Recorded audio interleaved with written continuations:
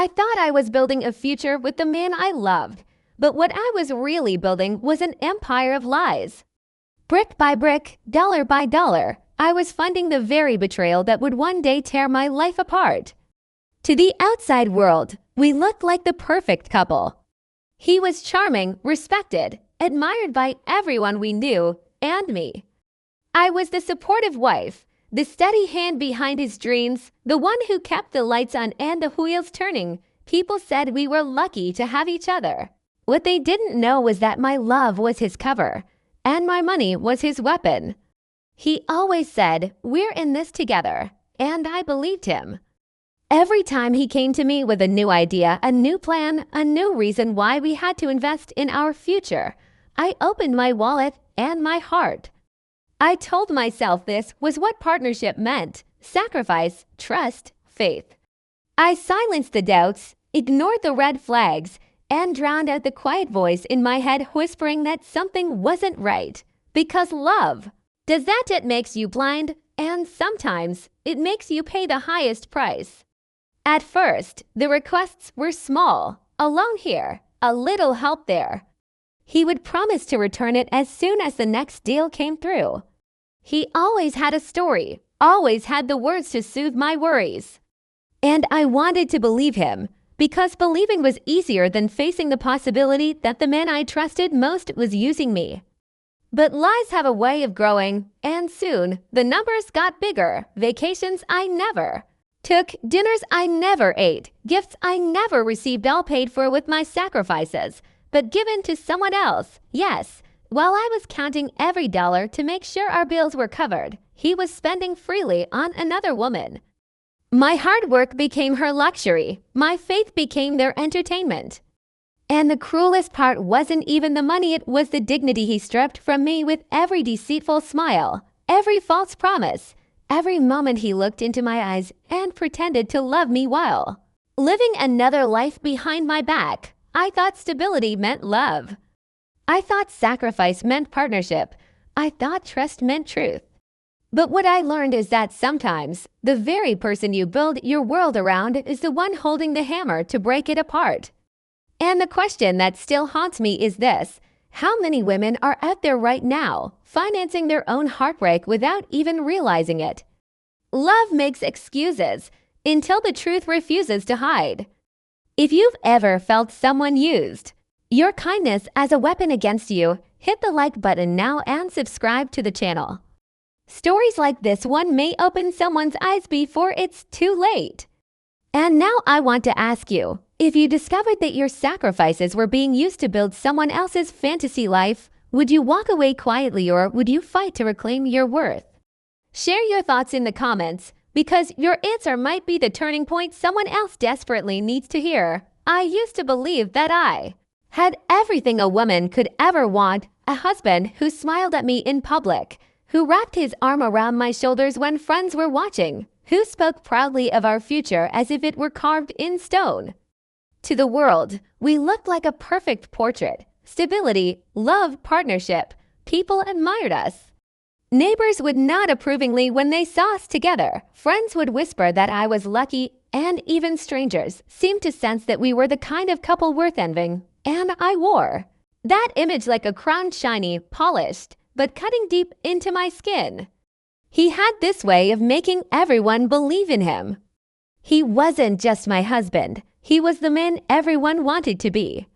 Hardworking, charming, charismatic, the type of man who could walk into a room and own it with nothing more than his smile. At community gatherings, he was the one cracking jokes, shaking hands, speaking about dreams with such confidence that people leaned in just to catch a piece of his vision. He played the role so well that even I, the woman who shared his bed, believed in him. Or maybe I wanted to believe, because the alternative was too terrifying. Behind closed doors, our life seemed stable. Bills paid, house in order, plans always in motion. He would talk about buying land, opening a business, traveling the world. I was the steady hand keeping it all alive, working extra hours, cutting corners, making sacrifices he never noticed. Every time I asked if we were stretching too thin, he would look at me with that confident smile and say, "Don't worry, we're building something bigger. Trust me," and I did, because trust is the glue of marriage, isn't it? At least that's what I thought. I confused his confidence for security. I mistook his charm for love. I told myself that the late nights at work were a sign of his dedication, not a red flag. I convinced myself that his constant phone calls were proof of ambition, not secrecy. When he brushed me off with big explanations, I chose silence instead of confrontation, thinking that was what a good wife did: support, endure, trust. Looking back now, I see how much I ignored, but at the time, it felt like loyalty. I was so invested in the image we presented that I didn't realize I was financing my own humiliation. Every paycheck I earned, every bill I covered, every loan I signed became the foundation for a life he wasn't even sharing with me. But I didn't see it. I thought stability was love. I thought providing was enough. I thought if I just held on long enough, all the sacrifices would pay off. And so I built our world brick by brick, blind to the cracks spreading beneath my feet. He had a way of making me feel like I was part of something extraordinary. Like we were building an empire together, one that would outlast us both. And maybe that was the cruelest part, how he wrapped betrayal in the packaging of a dream. I wasn't just investing money. I was investing faith, dignity, years of my life, and while I was pouring everything into our future, he was already spending it on someone else. But at that time, I didn't know. At that time, I thought I was living the dream so many women prayed for. A stable home, a loving partner, a future with endless promise. What I didn't realize was that I was living inside a story he had written for me, one where my role was to provide, to endure, and to remain blind. And the question that would one day haunt me is this: what if the life you show the world is just half the story? It started so small that at first, I almost laughed at myself for even noticing. A late night at work here, a missed dinner there. He'd walk in with that tired expression, loosen his tie, and collapse on the couch like a man who carried the weight of the world. I wanted to believe him. I wanted to believe that the long hours were for us, that the sacrifices were temporary, that the future he promised was worth the silence of our present. But inside, something whispered to me, a voice I kept silencing because the truth it hinted at was far too dangerous. At first, it was the phone. He used to leave it lying around, buzzing with harmless notifications, screens lighting up with family group chats or work updates. Then, almost overnight, it became glued to his hand, locked, guarded, face down on the table during meals. He would step outside to take calls, whispering in tones that didn't sound like business. When I'd ask, he'd smirk and say, "You're overthinking. Why don't you trust me?" And there it was, the guilt, neatly packaged and handed back to me as if I were the problem. Then came the trips, work conferences, urgent meetings, business opportunities that couldn't wait, always last minute. Always on weekends when I had planned family time. He'd return with a suitcase carrying expensive receipts that never quite matched the explanations. Flowers from hotel lobbies, dinners for two, designer items tucked away. I told myself that maybe he was rewarding himself after long hours, that maybe he was keeping surprises for me hidden. Love makes excuses faster than lies can even be told, but excuses have limits. He started coming home late, not with the exhaustion of a man providing for his family, but with the restless energy of someone who had been somewhere else entirely. His moods shifted unpredictably. One night he was affectionate, showering me with compliments as if trying to rewrite the distance of the week. The next, he was irritable, snapping at me for the smallest things: how I folded the laundry, how I cooked dinner, how I asked about his day. I told myself it was stress. I told myself every marriage had seasons. I told myself he still loved me. The truth is, I was afraid to look too closely. Afraid of what I might find if I pulled at the loose threads. I had built my entire life around him, sacrificed pieces of myself to keep his dreams alive. If I admitted that something was wrong, I'd have to admit that everything I had invested in could collapse. So instead of confronting, I justified. Instead of demanding answers, I clung to the story we told the world, the story where I was the lucky wife and he was the perfect husband. And yet, deep down, the cracks widened. I remember one night vividly. He came home late, smelling faintly of perfume that was not mine. I asked about it, my voice shaking, but my face steady. He laughed, a hollow laugh, and said, "You're imagining things. Do you really think I'd risked everything for something so stupid?" His confidence was almost convincing. Almost. But my heart skipped in that way you can't control when your instincts scream louder than your logic. Red flags don't wave like banners. At first they whisper. They appear in half-truths, in sudden silences, in details that don't align. They hide behind charm, behind excuses, behind the image of love you've been desperate to preserve. And because I valued the appearance of stability more than the risk of truth, I ignored them. I ignored the whispered phone calls, the unexplained absences, the empty promises. I told myself this was what commitment looked like: patience, sacrifice, faith. Looking back, I realize how much I wanted to protect the story rather than myself. I wanted the admiration of others to mean something, even when it cost me my peace. I let myself believe that being a good wife meant closing my eyes to what was happening in plain sight. I thought silence was strength, when in reality, silence was surrender. And perhaps that's the cruelest part. He knew I would ignore it. He knew I valued the picture more than the cracks. He knew I trusted him too much to question, too much to fight. And so he continued, building his secret life brick by brick while I was busy patching up the walls of the one I thought we shared. But here's the truth. Love makes excuses until the truth refuses to hide. And now I want to ask you, how many red flags have you ignored in your own life, convincing yourself it was love when it was really betrayal in disguise? Share your story in the comments, because your words might be the mirror someone else needs to finally see what they've been avoiding. The unraveling of my marriage didn't come with fireworks or dramatic confessions. It came in silence, tucked inside a crumpled piece of paper I almost overlooked. It was an envelope on the kitchen counter, nothing unusual, just another bill in the pile of responsibilities I carried while he paraded as the flawless provider. But when I opened it, my hands froze. It wasn't our address on the statement, it was another. Another home, another life. My name was nowhere. His was everywhere. At first, I thought it was a mistake, some clerical error. But then the questions started racing through my mind so fast I couldn't keep up. Why did his bank have correspondence going somewhere else? Why was there a mortgage payment on a house I had never seen? Why had he never mentioned this place? My heart pounded as I read line after line, trying to piece together a puzzle I had never even known existed.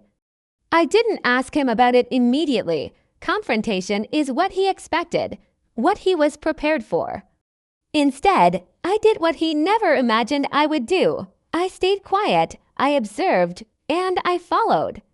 The next week, when he said he was heading out for another meeting, I slipped behind the wheel of my car and tailed him, my pulse thundering with every turn he made. He didn't drive to the office. He didn't drive. Downtown, he drove into a quiet neighborhood, the kind where children ride bikes on clean sidewalks and curtains are drawn neatly at dusk. And then I saw at the house from the letter. I sat there gripping the steering wheel so tightly my knuckles ached, watching him step out of the car with the ease of a man arriving home. He didn't even hesitate.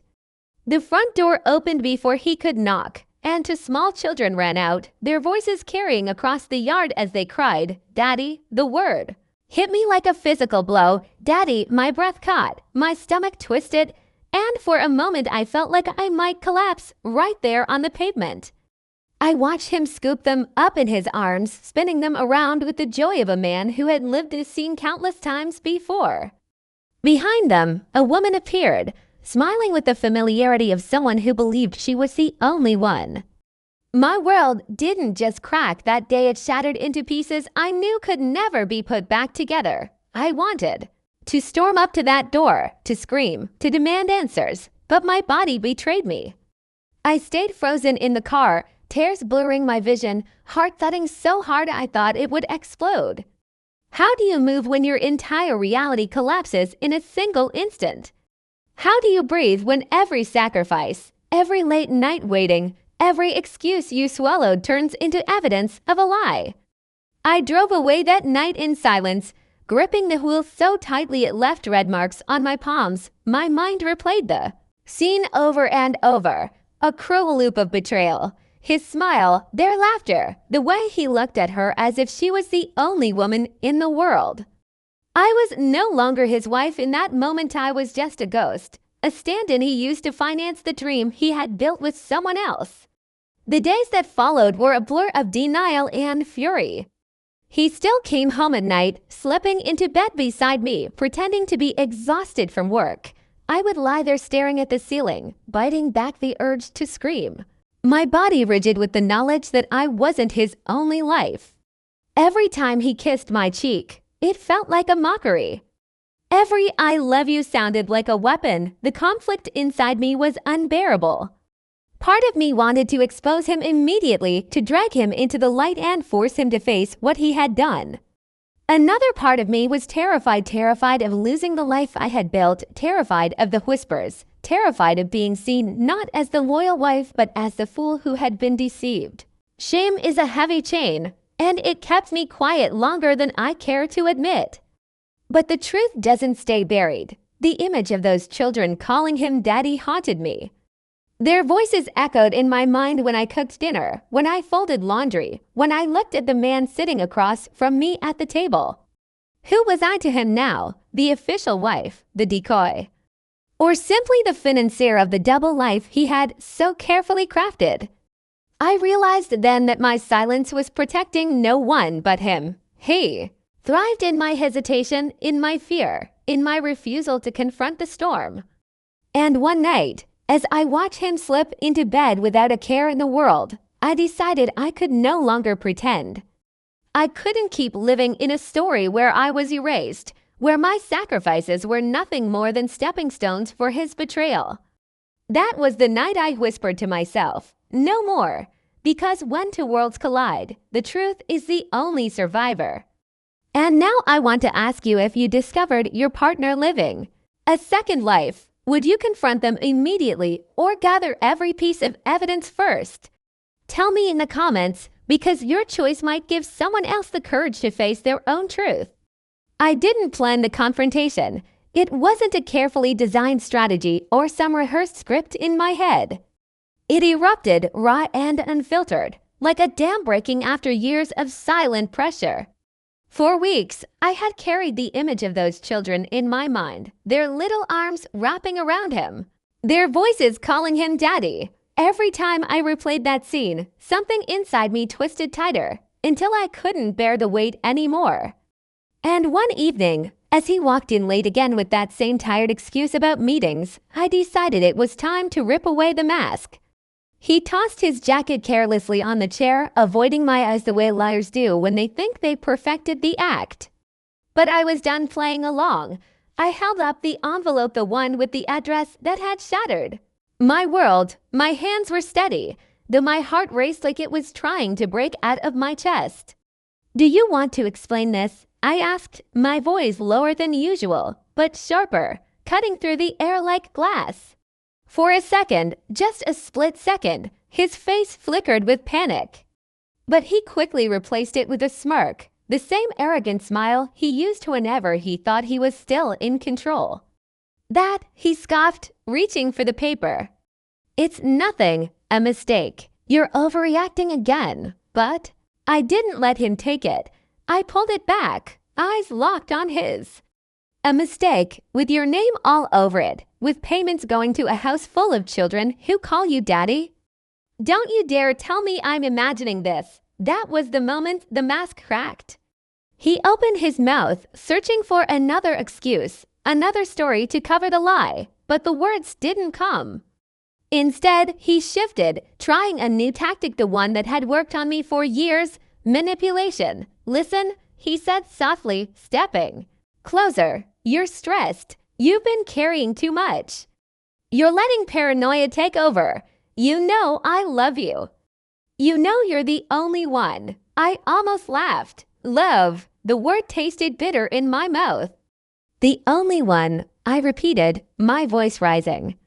Then who was that woman on the porch? Who were those children who ran into your arms like they'd been waiting all day for their father to come home? His face hardened. No more soft tones, no more fake concern. He saw that I wasn't bending this time, that the blind loyalty he had exploited for so long was gone. Fine, he snapped, his voice sharp. Yes, there's someone else, but she doesn't question me. She doesn't make my life harder. She's easier. The words landed like knives. Easier, as if my years of sacrifice, my endless nights working to keep our finances afloat, my silent endurance of his absence, meant nothing more than being difficult. I wanted to scream, to throw something at him, to claw away the arrogance from his face. Instead, I stood frozen, the betrayal so deep it numbed me.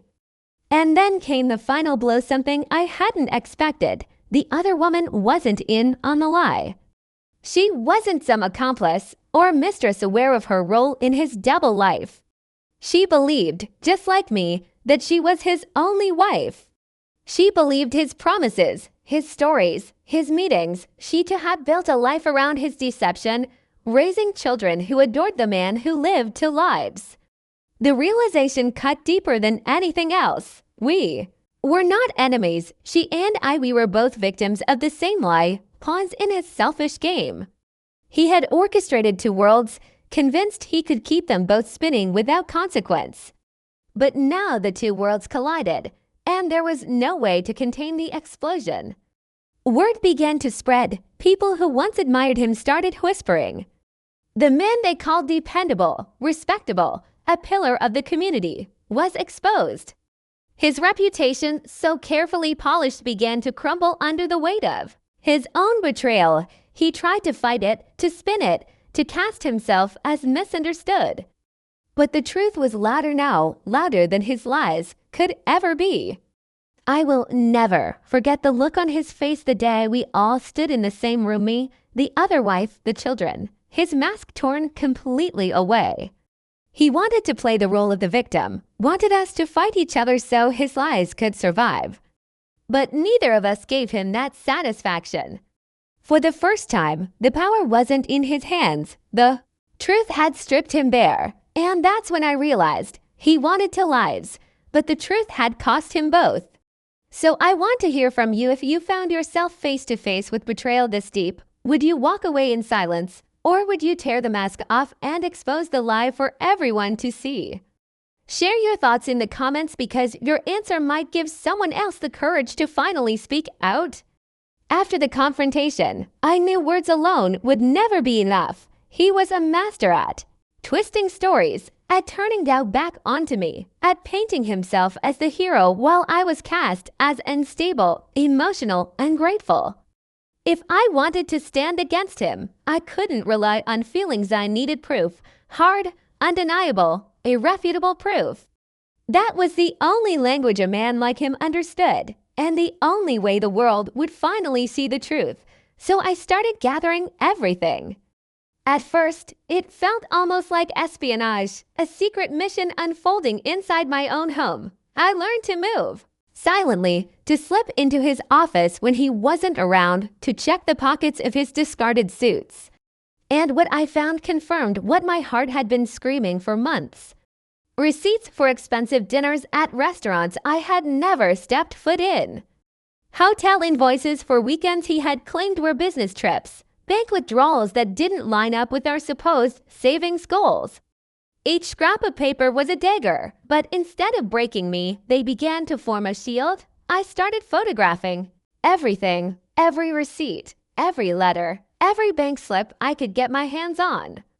At night, while he slept peacefully beside me, I sat in the dim glow of a lamp, cataloging each piece of evidence like puzzle pieces of a betrayal I was finally ready to solve. Sometimes my hands shook so badly I could barely hold the phone steady, but I kept going. Each click of the camera was an act of defiance, a reminder that I wasn't powerless. The hardest part was reading the messages. I had avoided his phone for so long because I wanted to protect myself from the truth. But one night, when he left it charging in the kitchen, I forced myself to look. And there it was, thread after thread of conversations with her.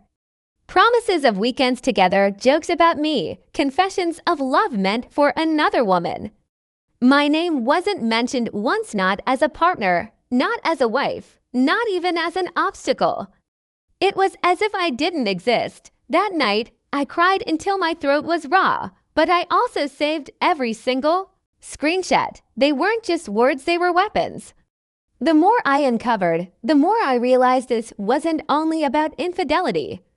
It was financial manipulation, emotional abuse, a carefully crafted trap designed to keep me dependent and silenced.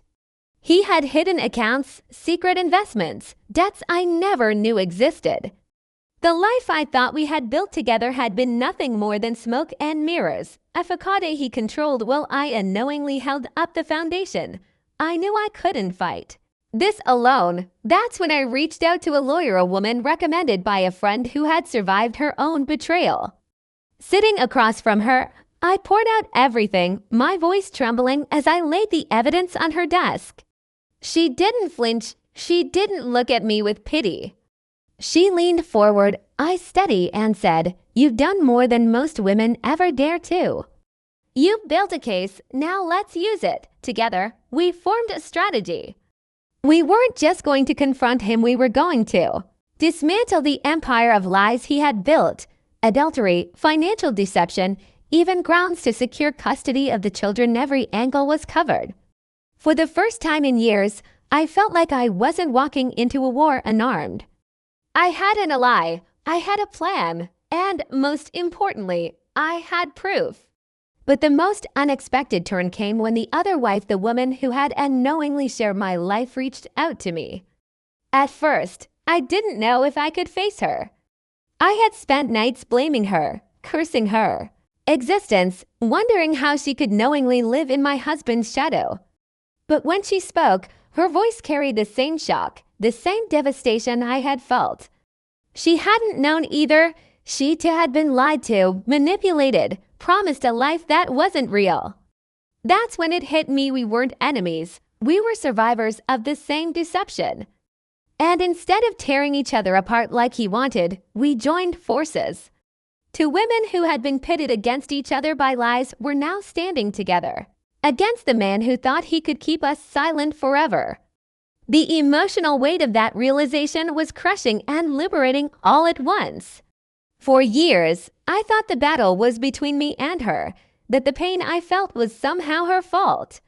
But betrayal has a way of distorting the truth. The real enemy wasn't her, it was him, and the web of lies he spun around us both. And once I understood that, my anger turned into clarity. I can't describe the feeling of walking into the lawyer's office with her by my side, two women who had been deceived, united by the same betrayal, ready to strip him of the power he had used to destroy us. In that moment, I realized something profound. He had underestimated us both. He thought we would stay quiet, divided, ashamed. Instead, we were louder, stronger, and more determined than ever. Piece by piece, I built my arsenal, not just of receipts and screenshots, but of resolve. Every night I stayed up gathering evidence. I reminded myself that I wasn't just fighting for money or property or even dignity. I was fighting for the truth, and truth, once uncovered, cannot be silenced.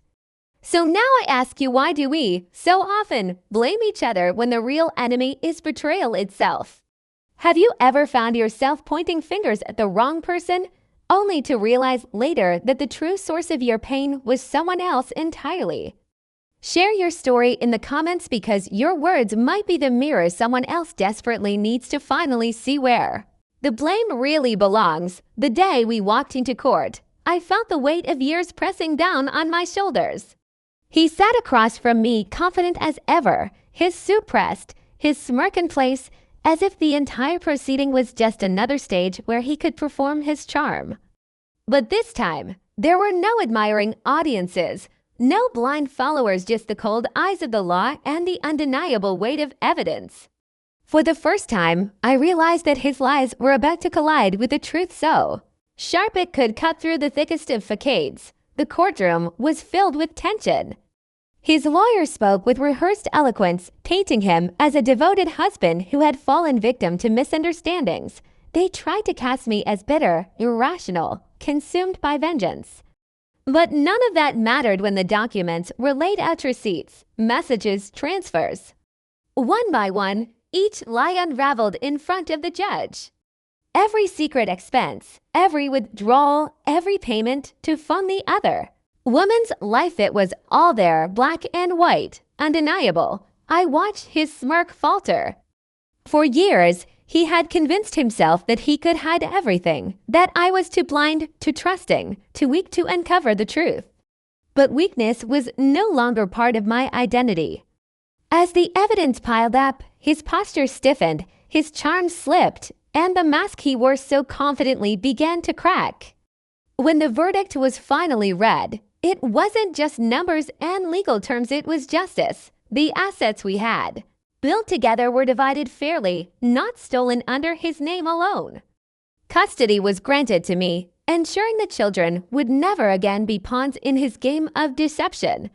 Support was ordered, a reminder that responsibility couldn't be erased simply because he chose to betray. And in that moment, I realized something powerful. He hadn't just lost money. He had lost credibility, respect, the very image he had spent his entire life crafting. The consequences of his secret didn't end in the courtroom. Outside those walls, the life he had built on deception began to crumble. Friends who once admired him turned away. Colleagues whispered, distancing themselves from the scandal.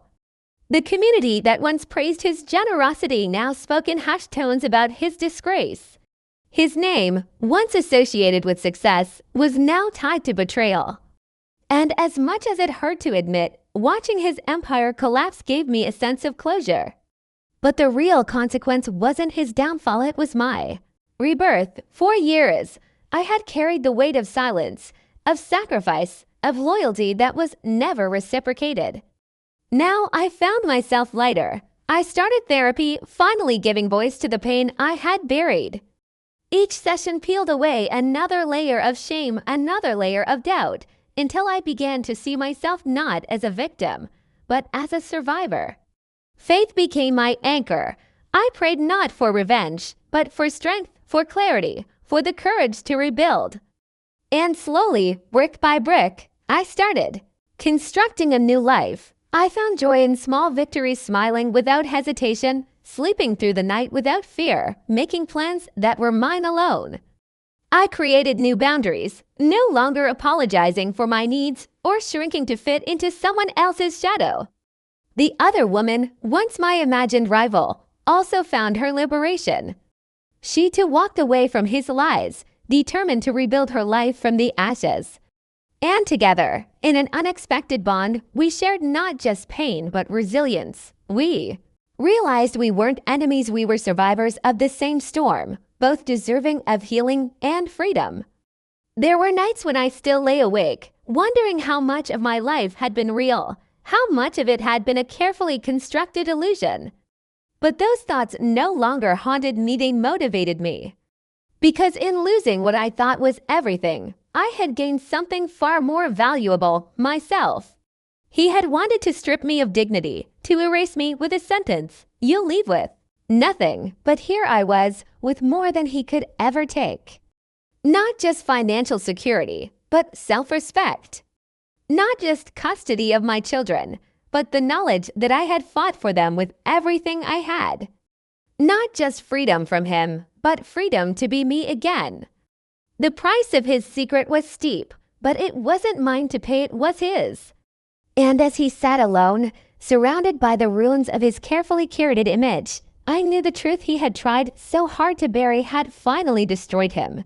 So let me ask you, if someone tried to erase your entire life with lies, would you fight to reclaim it, or would you walk away quietly? Share your thoughts in the comments, because your voice might be exactly what someone else needs to find the courage to stand up and say, "No more lies." There comes a moment after the storm has passed when silence feels different. It no longer suffocates you. Instead, it embraces you like proof that you survived. That was what I felt the morning after everything ended. The papers had been signed, the verdict delivered, and for the first time in years, I woke up without fear of what he would say or do next. The house around me felt lighter, even though the same walls stood. It was not the walls that had changed, it was me.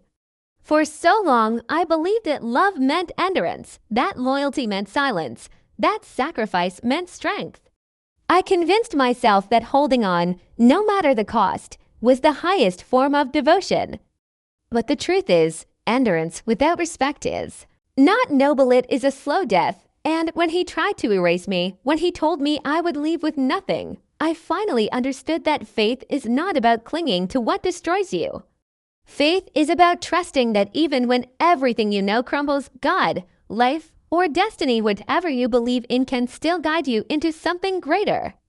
Rebuilding didn't happen overnight. Healing never does. It was a series of small steps, fragile at first, but each one a declaration that I refused to be broken. I learned to breathe again without waiting for the next blow. I learned to smile without wondering if I had permission. I learned to walk into a room without shrinking, without apologizing for my presence. The freedom I gained wasn't just legal, it was spiritual, emotional, deeply human. I began to see beauty in places I had ignored for years. The sound of birds in the morning felt like music. The taste of coffee I brewed for myself felt like luxury. The sight of my reflection in the mirror no longer carried shame, it carried pride. Because what I saw was not a victim of betrayal, but a woman who had faced destruction and chosen to rise. Faith carried me when strength faltered. On the days I felt like falling apart, I remembered that storms don't last forever. That tears, no matter how many fall, eventually dry. That betrayal, no matter how deep, cannot erase the truth of who you are. And the truth is this: no one has the power to define your worth unless you give it to them. He thought he had taken everything, but what he could never take was the core of who I am. People sometimes ask if I regret the years I spent with him, the sacrifices, the loyalty that was never returned. My answer is no, because those years shaped me into the woman I am today. They taught me the difference between illusion and reality, between promises and actions, between control and love. They showed me that resilience is not born in comfort, it is forged in fire. And though I carry scars, they are no longer marks of shame. They are proof of survival, proof that I am unbreakable. And so I speak now, not just for myself, but for every woman who has ever been told she is nothing, every man who has ever been discarded after giving everything, every person who has ever been made to feel invisible. You are not powerless. You are not disposable. Even in your weakest moment, there is a strength inside you that betrayal cannot kill. My story is not about losing a husband. It is about gaining myself. It is about finding the courage to walk away from lies and the wisdom to build something real. It is about choosing truth over illusion, dignity over humiliation, faith over fear.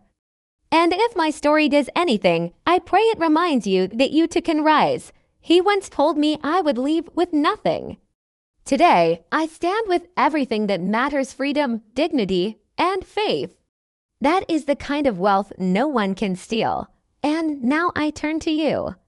If you've ever felt someone tried to strip away your worth, I want you to remember this: your story is not over.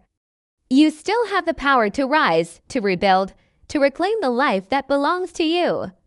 If this story touched you, if it reminded you of your own hidden strength, then hit the like button and subscribe to this channel. Together, we can create a place where no one has to face their battles alone. And don't miss the next video because the story we're about to share will take you even deeper into the world of betrayal, justice, and transformation. You won't want to miss the moment when everything changes again.